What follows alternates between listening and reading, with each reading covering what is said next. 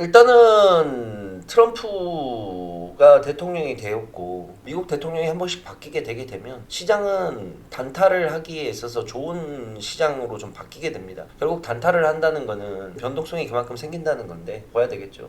트럼프가 대통령 시절 때 예전의 모습을 좀 보게 된다 그런다면 그때 주식시장을 겪었던 분들이 여기 얼마나 계시는지 모르겠지만 그때 주식시장 겪어보신 분들 있나요? 그때 시장을 좀 보게 되면 하루가 멀다 하고 백악관 오피셜도 아닌 트위터에서 트럼프가 이거 말하는 거에 더 컸어요 영향이. 그때마다 이제 세계 경제가 좀 출렁거렸습니다. 저는 근데 그때 시절을 좀 생각한다 그런다면 단타치기에는 제일 재밌던 시기였던 것 같아요. 변동성이 진짜 엄청났습니다. 물론 중장기 투자하시는 분들은 재미없던 시절이긴 한데 단타나 단기 매매 하시는 분들한테는 나름 그거를 즐겼던 분들도 굉장히 많았을 거예요. 트럼프의 트위터 한마디에 따라서. 보통 이제 많은 사람들이 트럼프가 다시 재집권하는 거에 대해서 많은 우려와 걱정을 하고 있는데 일단은 맞아요. 트럼프가 국수주의를 추천을 하고 자국 보호주의를 우선시하다 보니 전반적인 이제 한국 경제에 미치는 영향은 제가 봤을 때 긍정적인 부분보다는 부정적인 요인이 더 많을 겁니다. 그게 그럴 수밖에 없는 게 트럼프가 알다시피 부동산 재벌 출신이잖아요. 사업으로 일어난 사람이고 그러다 보니까 철저하게 이 친구는 비즈니스 관계로만 접근을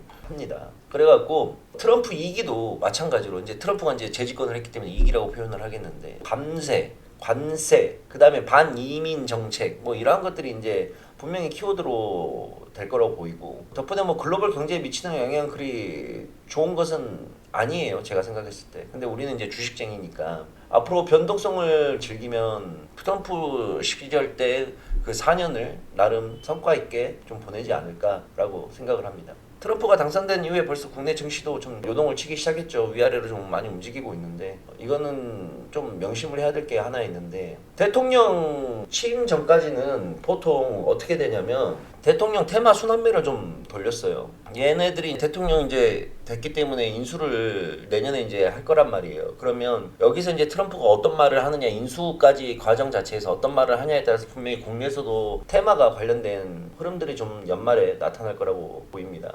근데 이제 알아야 되는 게 좀 복잡한 게 얘네들이 이제 말을 한다 그래서 이게 당장 정책 자금이 들어가는 게 아니에요. 우리는 뭐 방산주를 하겠다, 뭐가 됐다, 테마에 관련된 얘기를 하게 된다 하더라도 이게 본격적으로 돈이 정책 자금이 투입되는 게 아니니까 단발성 순환 테마가 저는 돌 거라고 좀 보여지고 있습니다. 그래서 좀 한번 좀 지켜보면서 매매를 한번 가자고요. 아시겠죠? 근데 보통 이게 인수 단계에서는 좀 뜬구름 잡는 얘기만 해요. 그래서 이제 연속성이 없어요. 뜬구름 잡는 얘기를 많이 해서. 이제 길게 볼 거 없이 이제 트럼프 관련된 종목들은 짧게 치고 나오면서 먹어야 되는 거고.